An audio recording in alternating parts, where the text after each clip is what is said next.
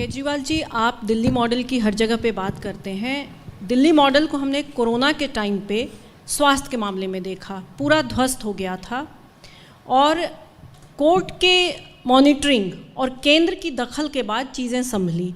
तो ये मॉडल आप बाकी राज्यों में कैसे लागू करेंगे, जो कि यहीं पर साफ तौर पे एक कोरोना के टाइम पे टोटली कम्प्लीटली ध्वस्त होते हुए दिखा था। मुझे लगता है आपका क्वेश्चन बायस्ड है। पूरे देश के अंदर जो हमने जिस तरह से कोरोना को संभाला है, पूरे देश ने, दिल्ली के अंदर भी, मैं सड़क पे भी जाता हूँ, इधर उधर जाता हूँ, सब कहते हैं कि सर कोरोना को आपने बड़ा अच्छा संभाला, कोरोना को आपने बड़ा अच्छा संभाला। नंबर एक। नंबर दो, आपने कहा कि दिल्ली मॉडल ध्वस्त हो गया था। ये इतनी बड़ी महामारी थी, इतनी बड़ी महामारी थी, पूरी दुनिया ध्वस्त हो गई थी। अमेरिका ध्वस्त हो गया था, लंदन ध्वस्त हो गया था, सारे यूरोपियन कंट्रीज़ ध्वस्त हो गए थे। उनका तो हेल्थ इंफ्रास्ट्रक्चर हमसे कई गुना ज़्यादा बड़ा है, कई गुना ज़्यादा अच्छा है। ये इतनी बड़ी महामारी थी कि कोई भी शहर का, कोई भी स्टेट का हेल्थ इंफ्रास्ट्रक्चर एक नॉर्मल सर्कमस्टांसेस के लिए बनाया जाता है। ये एज्यूम किया जाता है कि इतने के ऊपर इतने बेड होने चाहिए, इतनी जनसंख्या पे इतने बेड होने चाहिए, इतना ही होना चाहिए, इतना ही होना चाहिए। जब इतने बड़े स्तर के ऊपर ऑक्सीजन की डिमांड हो, उसके लिए तो कोई भी हेल्थ इंफ्रास्ट्रक्चर नहीं बना होता ना। तो वो तो सारे के सारे उस वक्त हमने किस तरह से उसको संभाला, ये ज़रूरी है, ना कि ये आरोप लगाना कि ध्वस्त तो फिर गुजरात भी हो गया था, यूपी भी हो गया था, पूरा देश ही ध्वस्त हो गया था। एक minute, let me just complete.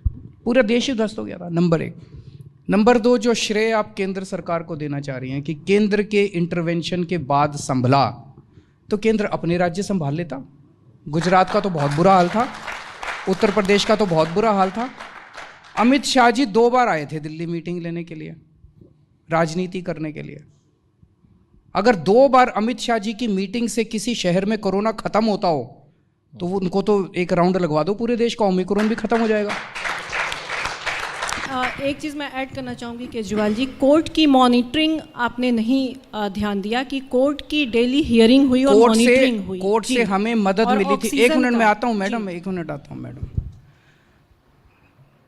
केंद्र सरकार ने ऑक्सीजन पे गंदी राजनीति की थी।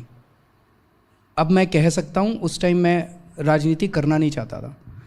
केंद्र ने ऑक्सीजन पे गंदी राजनीति की थी, उनका मैनेजमेंट बहुत ज़्यादा खराब था। कैसे खराब था? मेरा अपना मानना है, जो मेरे पास फिगर्स आते थे कि देश में ऑक्सीजन की कमी नहीं थी, सफिशिएंट प्रोडक्शन हो रहा था, मैनेजमेंट खराब था। अब दिल्ली में ऑक्सीजन बनती नहीं है, उत्तर प्रदेश में ऑक्सीजन बनती है, राजस्थान में ऑक्सीजन बनती है, हरियाणा में ऑक्सीजन बनती है। अब हरियाणा में जो ऑक्सीजन बनती है, तो केंद्र सरकार ने पूरे देश की ऑक्सीजन अपने कंट्रोल में कर ली कि अब जितनी ऑक्सीजन होगी हम एलोकेट करेंगे। उत्तर प्रदेश में जो ऑक्सीजन बनती है वो उत्तर प्रदेश को यूज़ करने के लिए देनी चाहिए थी, हरियाणा की हरियाणा को। उन्होंने क्या, उत्तर प्रदेश की ऑक्सीजन अलॉट कर दी तमिलनाडु को, तमिलनाडु की ऑक्सीजन अलॉट कर दी वेस्ट बंगाल को, वेस्ट बंगाल की ऑक्सीजन अलॉट कर दी राजस्थान। इतना गड़बड़ मैनेजमेंट सिस्टम था और उसकी वजह से दिल्ली को ऑक्सीजन की कमी हो गई, बहुत ज़्यादा कमी हो गई।